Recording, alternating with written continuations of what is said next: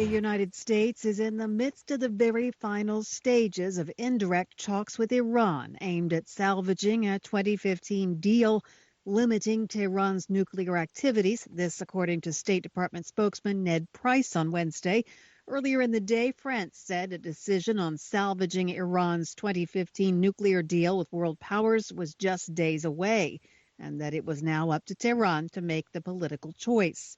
Indirect talks between Iran and the United States on reviving the agreement resumed last week after a 10-day hiatus. Officials from the other parties to the accord, Britain, China, France, Germany, and Russia, has shuttled between the two sides. Western diplomats previously indicated they hope to have a breakthrough by now, but tough issues remain unresolved. Iran has rejected any deadline imposed by Western powers. Several other sources tracking the talks said that the next couple of days would be crucial in determining whether there was a way to revive the agreement.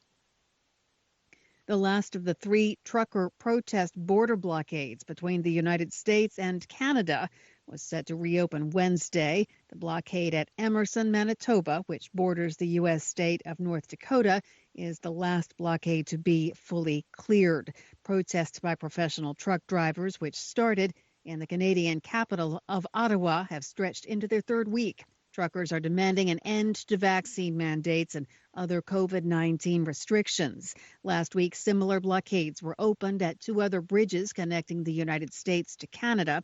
But the protest in Ottawa continues. Police have been handing out notices threatening the truckers with arrest if they don't leave. The United States and NATO Secretary General Jens Stoltenberg said Wednesday that Russia is boosting its military buildup and encircling much of Ukraine, despite Moscow's claims that it is withdrawing some troops. State Department spokesman Ned Price told reporters more Russian forces, not fewer, are on the border, and they're moving, concerningly, into fighting positions. In Brussels at a meeting of NATO defense ministers, Stoltenberg said, so far we have not seen any de-escalation on the ground. On the contrary, it appears that Russia continues its military buildup. White House spokeswoman Jen Psaki told reporters, quote, we're in the window where we believe an attack could come at any time. NATO on Wednesday ordered its commanders to draft plans for new battle groups in the alliance's southeastern flank. U.S. officials last weekend had signaled they thought Russia might invade Wednesday. That did not occur, and Ukrainians marked the moment as a day of unity, waving the country's blue and yellow flag. U.S. Secretary of State Antony Blinken denounced on Wednesday a move by Russian legislators to recognize 2 Russian-supported breakaway regions in eastern Ukraine as independent. Russia's lower house voted Tuesday to ask President Vladimir Putin to recognize the Donetsk and Luhansk People's Republics, which declared independence from Ukraine in 2014. The European Union urged Moscow not to follow through on the vote by the State Duma.